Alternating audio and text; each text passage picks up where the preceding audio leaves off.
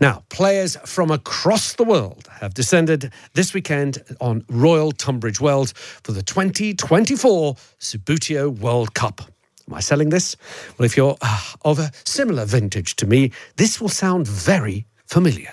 There's that player still on the right open. There he is. They're going to pass it to him. Good ball. Yes, it's in. Come on, you Greeks. But I tell you this, as we look at it again, touch maybe of an own goal. Second half, still 1-1, and it's a very tight tactical final, this.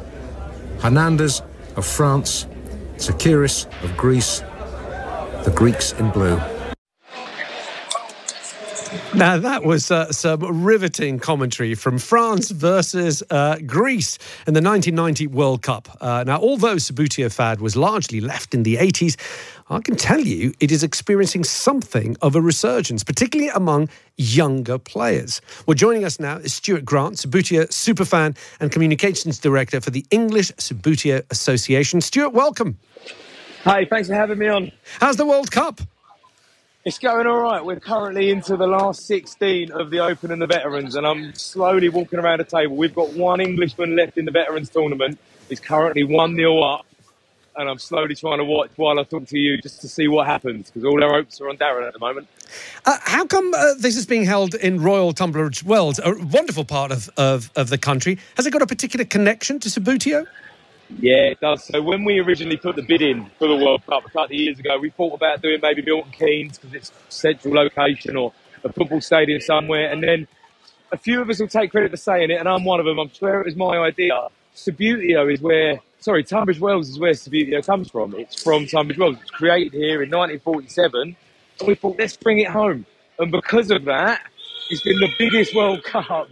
It's been the biggest World Cup in participation because people want to come and win it in its birthplace. So we've got over 300 players from 26 countries. You might be able to hear a bit of background noise of people cheering goals as they go in. Yeah, and that's why it's here. It's home. Stewart, is it having a resurgence? I mean, what are we talking about? Are we talking about sort of teenagers rushing out to buy Subbuteo sets, setting them out on their home tables and inviting their friends over and having a go? No, but we're certainly encouraging it, if I'm honest. Sadly, video games have come along, and it's very hard to get kids to do these things. But since the COVID lockdown, people went upstairs, they went in their lofts, they couldn't go out, so they got these old games down. And they did introduce them to their children. And now we're seeing at this event, we've got under 16s, under 12s, under 20s all playing this game because their parents have introduced it to them. And in fact, these kids are now going to clubs and playing regularly. I was talking to a guy the other day in Southend in Essex who's setting up a club in a school, which is fantastic to see. So as we get older and we start sharing our passion, we are slowly getting these kids off the games consoles and onto a table. Well, Stewart, thank you so much for joining us and letting us know the very latest from the Subbuteo World Cup, brought to you live from Royal Tunbridge Wells. Stewart Grant there, Subbuteo superfan and communications director for the English Subbuteo Association. Do you know what? If you have your set still somewhere in the attic, bring it down, set it out and have a play. It is so much fun. It's so nostalgic. I remember I had the one stand, I think, and I had the stadium lights, which I was really happy with. They had batteries at the bottom. You could light the pitch. And I just remember spending hours with friends playing games, arguing, of course, well, how many times you've flicked one of your players, cheating sometimes, who knows? Not me, of course, I swear. Thank you, as ever, to my producer, Michaela Arneson.